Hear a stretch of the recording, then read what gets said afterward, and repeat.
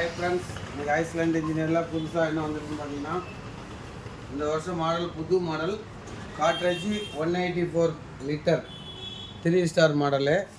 இது பார்த்தீங்கன்னா ஆன்லைனில் பார்த்தீங்கன்னா ரேட்டு பார்த்தீங்கன்னா 18,800, நம்மள்ட்ட 17,700 உள்ளே பாருங்கள்.